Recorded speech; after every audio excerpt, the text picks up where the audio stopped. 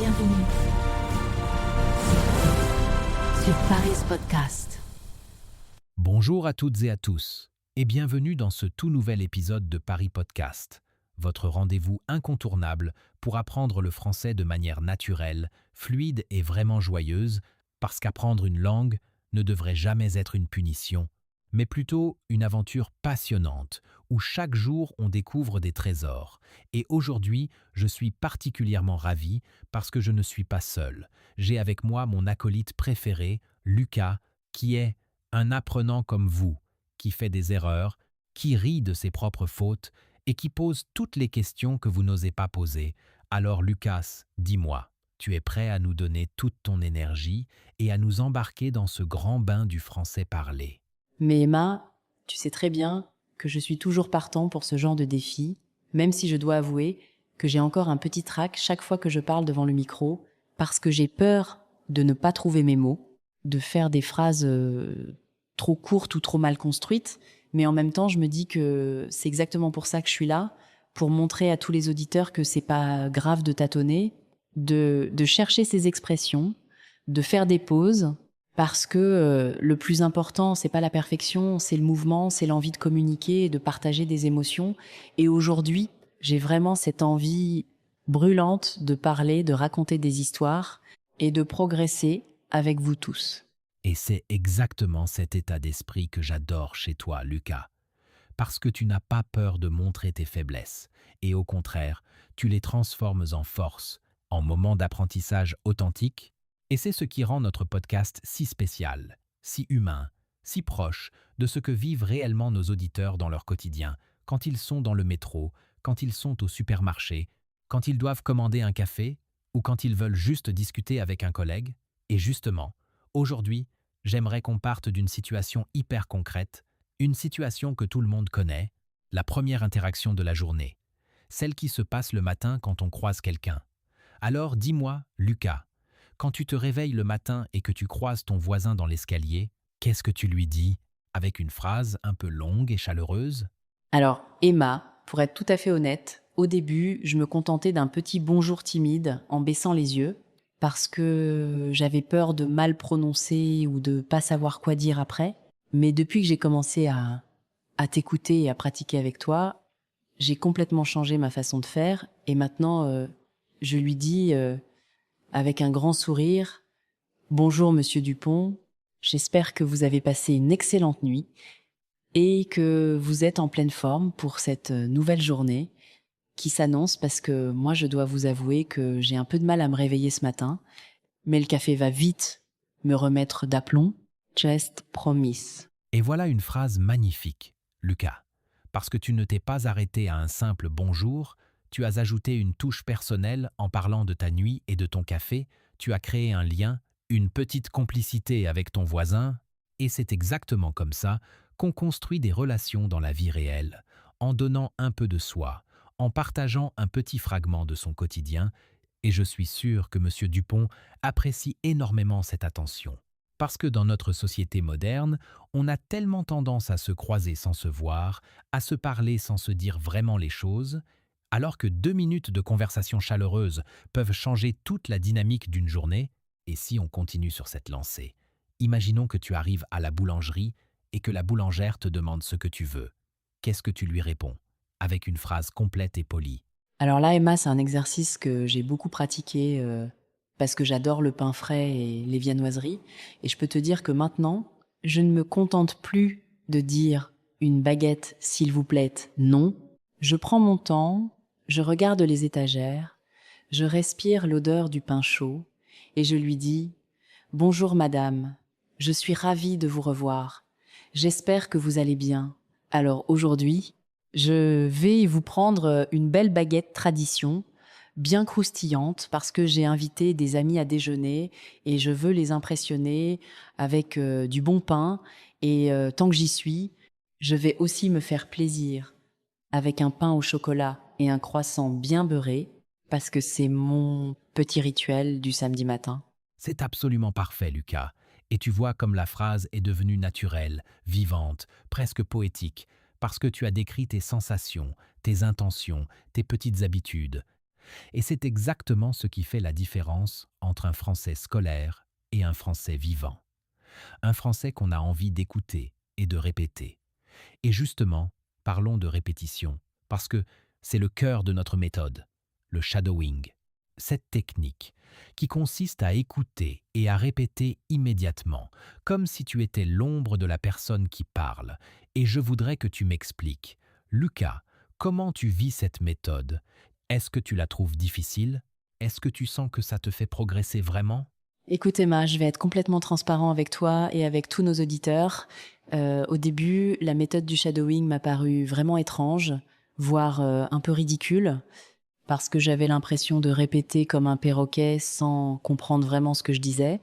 Mais très vite, après quelques jours de pratique assidue, j'ai commencé à sentir une espèce de magie opérer dans mon cerveau, comme si les muscles de ma bouche s'habituaient aux sonorités du français, comme si mon oreille devenait plus fine, plus réceptive. Et maintenant, je peux te dire que je suis complètement accro. Je le fais dans ma voiture, je le fais sous la douche, je le fais en faisant la cuisine. Et mes proches commencent à me dire que je parle avec plus de fluidité, que les mots sortent plus facilement, que je ne cherche plus mes phrases pendant des heures. C'est un véritable tournant dans mon apprentissage. Et c'est tellement beau ce que tu racontes, Lucas, parce que ça prouve que notre approche fonctionne, que la répétition active n'est pas une corvée, mais un véritable jeu, une danse avec la langue. Et plus tu répètes, plus tu te réappropries les phrases, plus tu les fais tiennes. Et un jour, sans même t'en rendre compte, tu commences à les utiliser spontanément, à les adapter, à les mélanger avec d'autres structures. Et c'est là que la magie opère. C'est là que tu passes du statut d'apprenant à celui de locuteur. Et c'est exactement ce que je souhaite à tous nos auditeurs, qu'ils vivent cette métamorphose, qu'ils sentent que le français n'est plus un obstacle, mais une extension naturelle de leur personnalité. Alors, si on continue notre exploration du français quotidien, parlons maintenant d'une situation qui peut être stressante pour beaucoup. La prise de parole au téléphone. Parce que au téléphone, on ne voit pas les gestes, on ne voit pas les expressions du visage, on est uniquement dépendant de la voix, et c'est parfois intimidant. Alors Lucas, raconte-nous une de tes expériences téléphoniques en français, bonne ou mauvaise. Ah, Emma, tu touches un point très sensible. Parce que je dois te dire que le téléphone a été longtemps mon cauchemar en français, je préférais envoyer un SMS, un message écrit, plutôt que de décrocher et de devoir improviser une conversation, parce que j'avais peur de ne pas comprendre ce qu'on me disait, de devoir faire répéter plusieurs fois ce qui est gênant, ou de répondre à côté de la plaque. Mais un jour, j'ai dû appeler la sécurité sociale pour un rendez-vous médical, et je n'avais pas le choix. Alors je me suis préparée mentalement, j'ai écrit quelques phrases clés sur un papier, j'ai respiré profondément, et j'ai composé le numéro, et là, miracle, la dame au téléphone a été extrêmement gentille.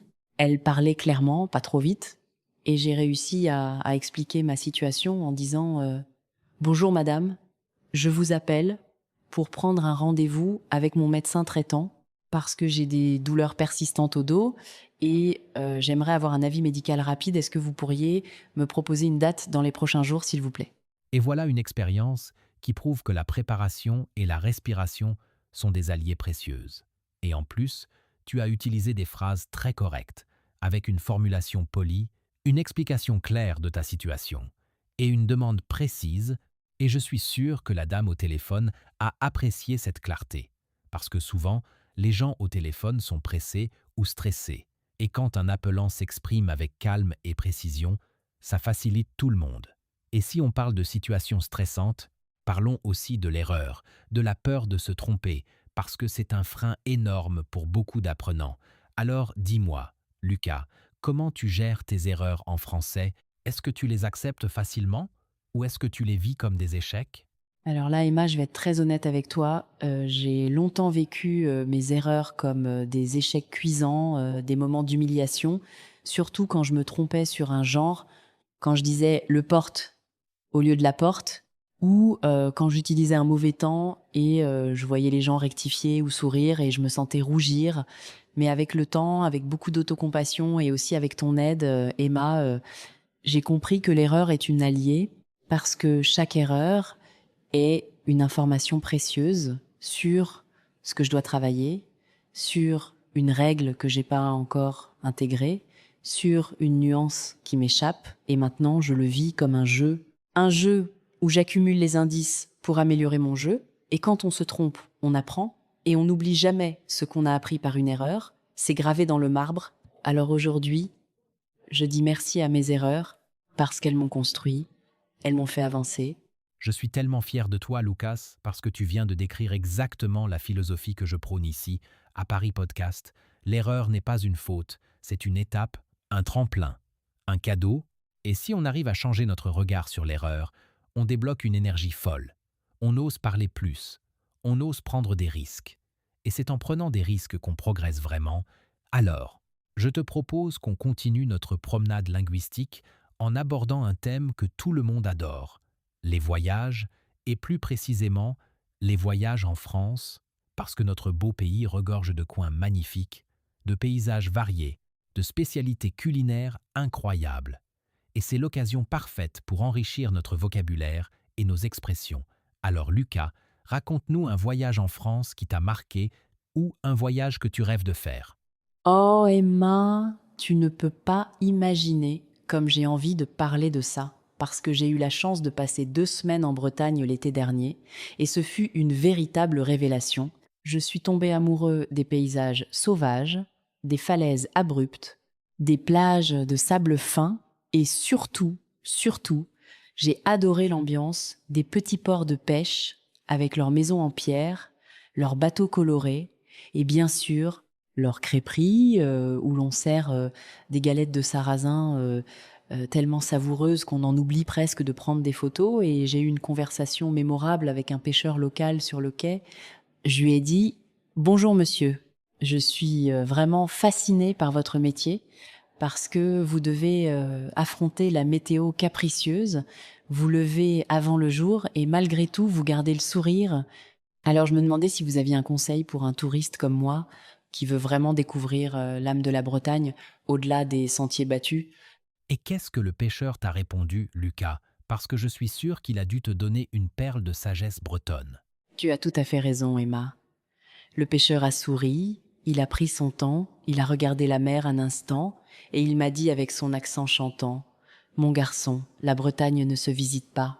Elle se ressent. Il faut marcher le long du GR34, sentir le vent salé sur ton visage, écouter le cri des goélands, et surtout, arrête-toi dans un bar-tabac, commande un bol de cidre et discute avec les anciens, parce que c'est là que tu entendras les histoires vraies, les légendes, les secrets de cette terre qui a vu des générations de marins et de poètes. Et c'est ainsi que tu comprendras pourquoi on dit que la Bretagne est un bout du monde qui tient à un fil. Quelle histoire magnifique, Lucas. Et tu vois comme cette conversation est riche, pleine de poésie, de conseils pratiques, d'émotions, et c'est exactement le genre d'échange qu'on peut avoir quand on maîtrise un peu la langue, qu'on ose poser des questions, qu'on s'intéresse vraiment à l'autre. Et c'est une belle transition pour parler des loisirs, de ce qu'on aime faire pendant son temps libre, parce que parler de ses passions, c'est un excellent moyen de créer des liens, de trouver des points communs, de partager des moments. Alors Lucas, si tu dois décrire une de tes passions en une longue phrase, ce serait quoi? Alors Emma, si je dois choisir une passion, je crois que je vais parler de la cuisine, parce que la cuisine, c'est un art, une science, une thérapie, un moyen de voyager sans bouger de sa cuisine, parce que quand je prépare un plat, je mets toute mon âme, je choisis les ingrédients avec soin, je les coupe, je les assaisonne, je surveille la cuisson, et quand je sens les odeurs qui se mélangent, quand je vois la couleur qui se développe, je ressens une immense joie, et surtout, j'adore cuisiner pour les autres, parce que partager un repas que j'ai préparé, c'est partager un peu de moi-même, c'est créer des souvenirs autour de la table, c'est entendre les compliments, c'est voir les sourires. Et pour moi, il n'y a pas de plus belle récompense que de savoir que mes plats ont fait plaisir.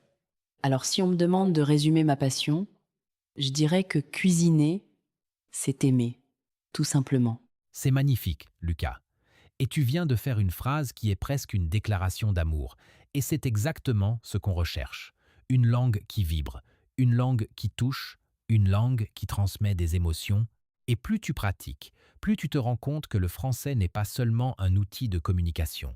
C'est un instrument de musique, un pinceau, un parfum, quelque chose qui s'éprouve avec tous les sens.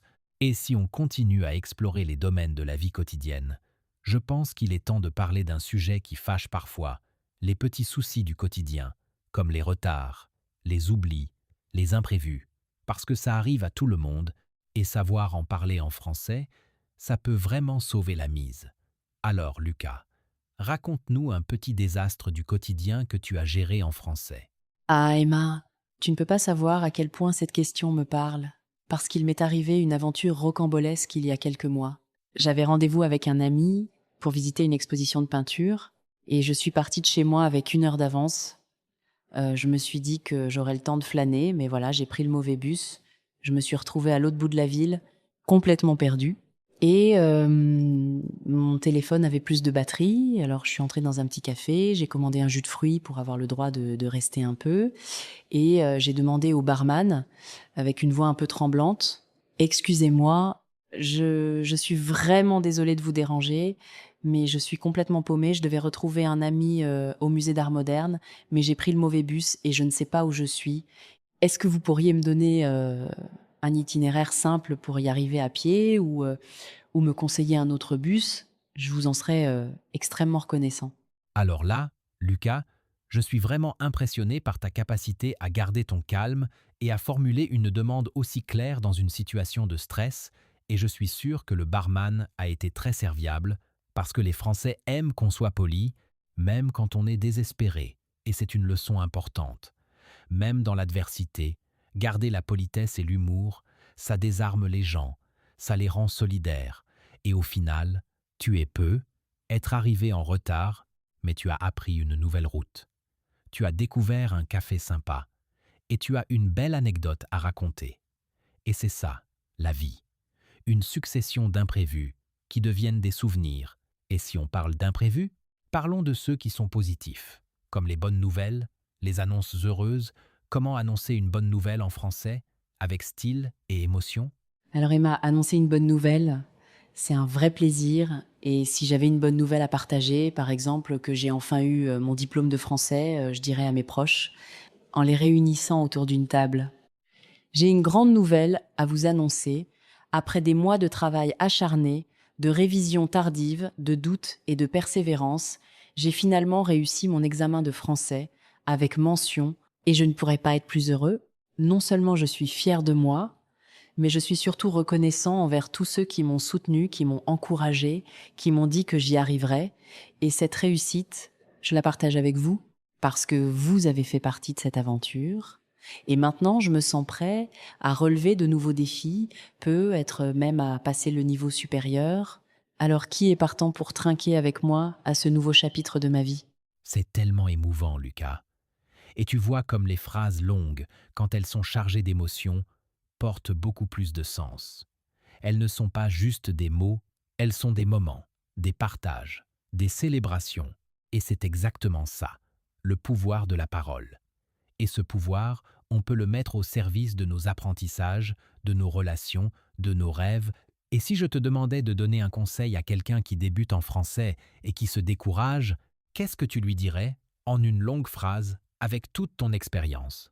Je lui dirais, avec toute la chaleur dont je suis capable: cher ami, je sais que le chemin est difficile, je sais que tu as parfois l'impression de piétiner, de ne pas voir de progrès, de te heurter aux mêmes obstacles, mais s'il te plaît, ne baisse pas les bras, parce que chaque mot que tu apprends est une brique, chaque phrase que tu répètes est un pas, chaque conversation que tu engages est une victoire, même si elle est imparfaite.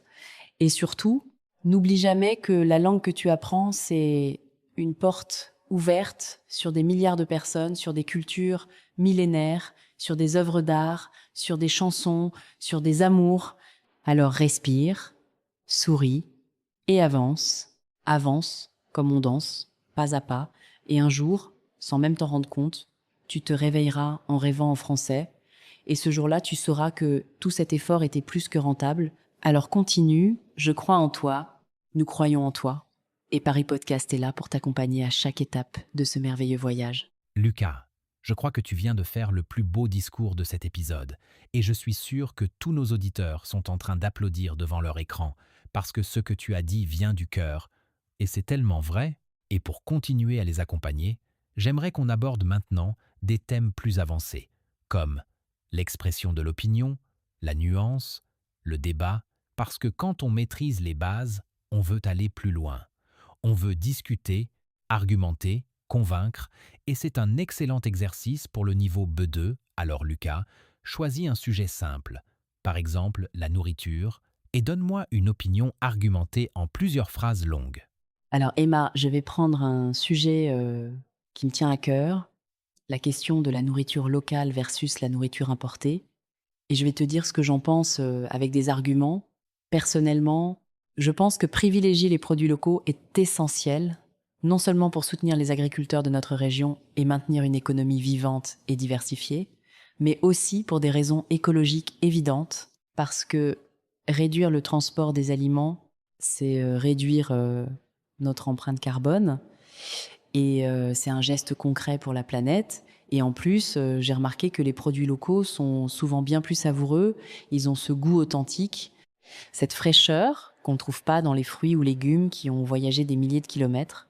Et enfin, cuisiner avec des produits de saison. C'est aussi respecter le rythme de la nature, c'est manger en harmonie avec les cycles. Et je trouve ça poétique. Alors oui, je suis vraiment un fervent défenseur du local et j'essaie de convaincre tous mes amis d'acheter au marché plutôt qu'au supermarché. C'est une opinion très bien construite, Lucas.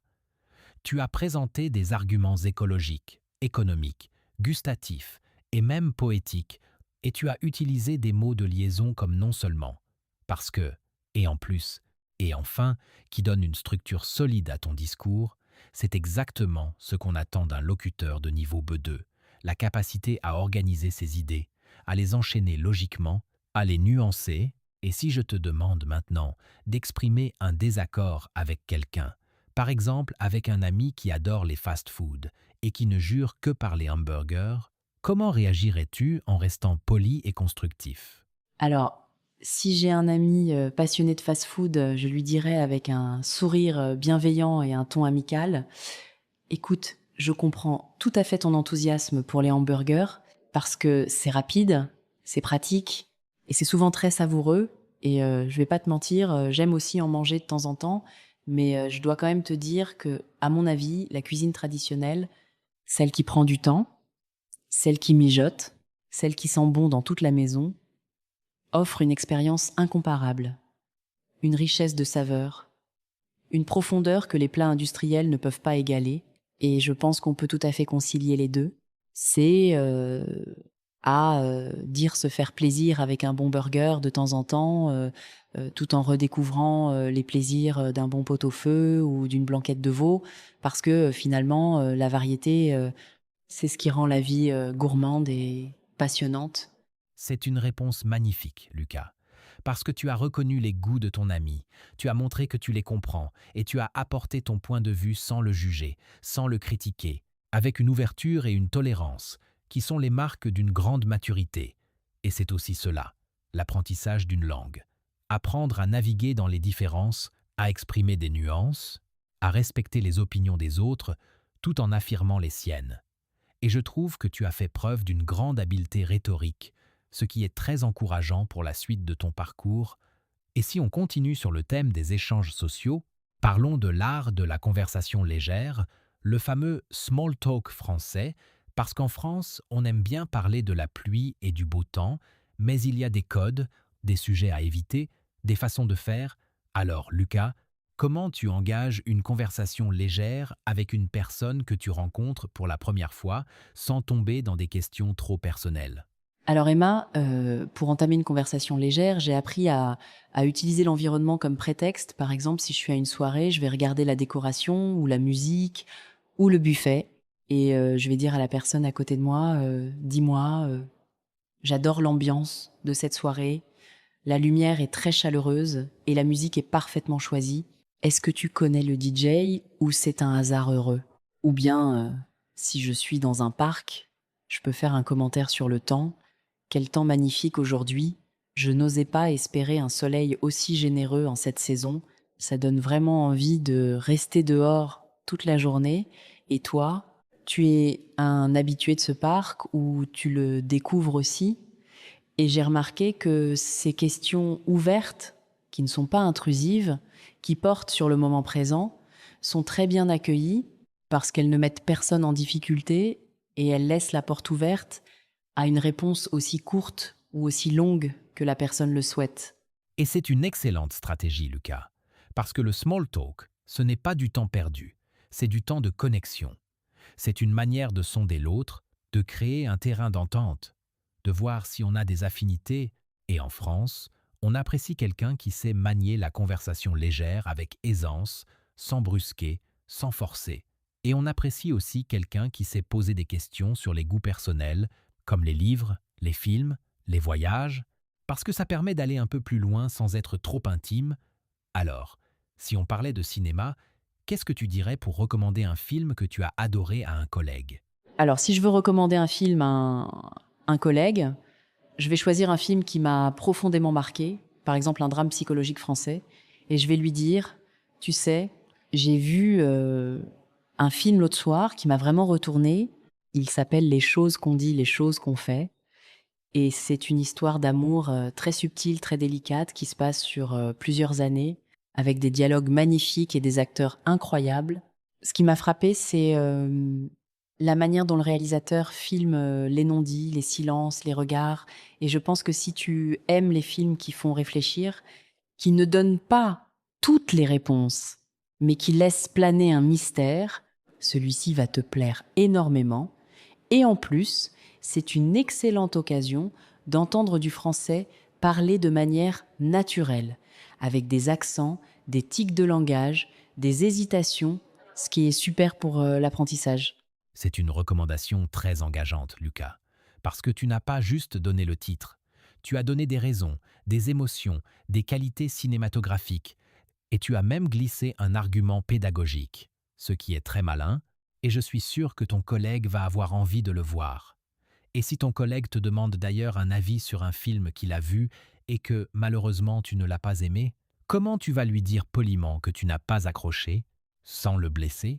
Dans ce cas, je vais peser mes mots avec soin et je vais lui répondre quelque chose comme écoute, je suis content que tu aies aimé ce film parce que c'est toujours intéressant d'avoir des goûts variés et je dois dire que le sujet m'intriguait beaucoup, mais pour être honnête avec toi, je n'ai pas réussi à entrer pleinement dans l'histoire. Peut être que le rythme était trop lent pour moi ou que je n'ai pas accroché au personnage, mais ce n'est que mon ressenti personnel. Et je suis convaincue que d'autres personnes comme toi peuvent y trouver des qualités que je n'ai pas vues, parce que la beauté du cinéma, c'est qu'il parle à chacun différemment.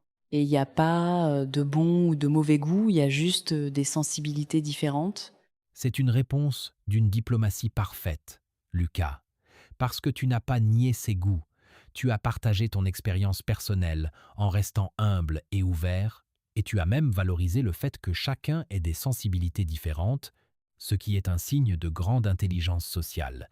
Et c'est exactement ce genre de finesse qu'on acquiert avec la pratique, en osant parler, en osant écouter, en osant ajuster son discours en fonction de son interlocuteur. Et maintenant, si on parle d'un sujet qui peut être plus polémique, comme l'éducation ou la politique, est-ce que tu te sens prêt à exprimer une opinion nuancée, par exemple sur la manière d'apprendre les langues à l'école? Alors Emma, si je donne mon opinion sur l'apprentissage des langues à l'école, je vais essayer d'être à la fois critique et constructif en disant, je pense que l'éducation nationale a fait des progrès ces dernières années, mais il reste encore beaucoup à faire pour rendre l'apprentissage des langues vraiment efficace. Parce que trop souvent, on se concentre sur la grammaire et le vocabulaire, sur des exercices écrits, sur des évaluations, mais on oublie l'essentiel, c'est à dire la pratique orale, la communication réelle, l'immersion. Et je suis convaincue que si on donnait plus de place à des activités ludiques, à des jeux de rôle, à des échanges avec des locuteurs natifs, à des projets créatifs, les élèves seraient bien plus motivés et bien plus performants. Et en plus, on pourrait utiliser la technologie, les podcasts, les vidéos pour créer un bain linguistique. Et je crois que c'est en changeant notre approche, en la rendant plus vivante, plus connectée à la vie réelle, qu'on formera des citoyens capables de s'exprimer dans plusieurs langues avec aisance et plaisir. Lucas, je suis vraiment impressionné par la profondeur de ton analyse, parce que tu as identifié des problèmes concrets, tu as proposé des solutions alternatives, et tu as même intégré une dimension technologique, ce qui montre que tu suis l'évolution des méthodes pédagogiques. Et c'est exactement ce qu'on attend d'un locuteur de niveau 2, la capacité à discuter de sujets complexes avec des arguments bien structurés. Et pour terminer cet épisode qui a été particulièrement riche, je voudrais qu'on aborde un thème qui nous touche tous, celui des objectifs, des rêves, de ce qu'on veut accomplir dans la vie. Alors Lucas, si tu devais parler de ton plus grand rêve linguistique, de ce que tu veux absolument réussir en français, qu'est-ce que tu dirais? Emma, si je dois parler de mon plus grand rêve linguistique, je dirais que je veux un jour, être pas demain, mais un jour, pouvoir tenir une conférence entièrement en français devant un public d'étudiants, sans notes, sans stress, sans chercher mes mots, en étant capable de faire rire, d'émouvoir, de transmettre une idée puissante. Parce que je crois que la langue, quand elle est parfaitement maîtrisée, devient un instrument de liberté, de partage, d'influence, et je rêve de pouvoir raconter mon parcours d'apprenant, d'expliquer comment j'ai surmonté mes doutes, comment j'ai transformé mes erreurs en force, comment j'ai trouvé une nouvelle famille à travers cette langue. Et pour atteindre ce rêve, je suis prêt à continuer à pratiquer chaque jour, à écouter des podcasts, à lire des livres, à regarder des films, à parler à des inconnus, à me tromper encore et encore, parce que chaque erreur me rapproche un peu plus de cette conférence, de cette liberté, de ce rêve. Alors je te remercie Emma, et je remercie tous nos auditeurs de m'accompagner sur ce chemin, parce que sans vous, ce voyage serait bien plus solitaire et bien moins beau. Lucas, tu viens de toucher mon cœur. Et je suis sûr que nos auditeurs sont aussi émus que moi, parce que tu as parlé avec une authenticité, une vulnérabilité et une détermination qui sont rares. Et c'est exactement pour cela que nous faisons ce podcast, pour inspirer, pour encourager, pour créer une communauté d'apprenants qui s'entraident, qui partagent leurs joies et leurs peines, leurs réussites et leurs échecs. Et aujourd'hui, grâce à toi, nous avons montré que le français n'est pas qu'une langue. C'est un voyage humain, un voyage intérieur, un voyage qui nous transforme. Et je voudrais terminer en te disant, à toi Lucas, et à tous ceux qui nous écoutent, que vous êtes capables de réaliser tous vos rêves, que vous avez toutes les ressources en vous, qu'il suffit d'y croire, de persévérer et de ne jamais lâcher la main de ceux qui vous soutiennent. Alors, continuez. Continuez à parler, continuez à rêver en français et surtout, continuez à être vous-même parce que c'est votre plus belle carte de visite. Merci Emma, merci du fond du cœur pour ces paroles si douces, pour ces encouragements, pour ce moment de partage pur, et merci à tous nos auditeurs qui nous font confiance, qui nous écoutent, qui nous soutiennent, parce que c'est grâce à vous que Paris Podcast continue de vivre, de vibrer, de grandir. Et si vous avez aimé cet épisode, si vous voulez nous aider à aller encore plus loin, n'hésitez pas à vous abonner, à laisser un petit mot dans les commentaires, à nous dire quel sujet vous aimeriez qu'on aborde la prochaine fois. Parce que ce podcast, il est aussi le vôtre, il est notre projet commun, notre jardin partagé. Et je vous promets qu'on reviendra avec encore plus d'énergie, encore plus de joie, encore plus de français. Alors d'ici là, portez-vous bien, parlez, riez, aimez et surtout, n'oubliez jamais que vous êtes merveilleux tel que vous êtes. Et sur cette note magnifique, nous allons dire au revoir. Mais avant, je tiens à répéter un petit mantra que j'aime beaucoup. Le français n'est pas une montagne à gravir, c'est un océan à naviguer. Et chaque phrase que vous apprenez est une nouvelle voile qui vous permet d'aller plus loin, plus haut, plus libre. Alors, à très bientôt pour un prochain épisode de Paris Podcast. Et en attendant, pratiquez, souriez et vivez en français. Au revoir tout le monde. Au revoir tout le monde, merci pour tout et à la prochaine.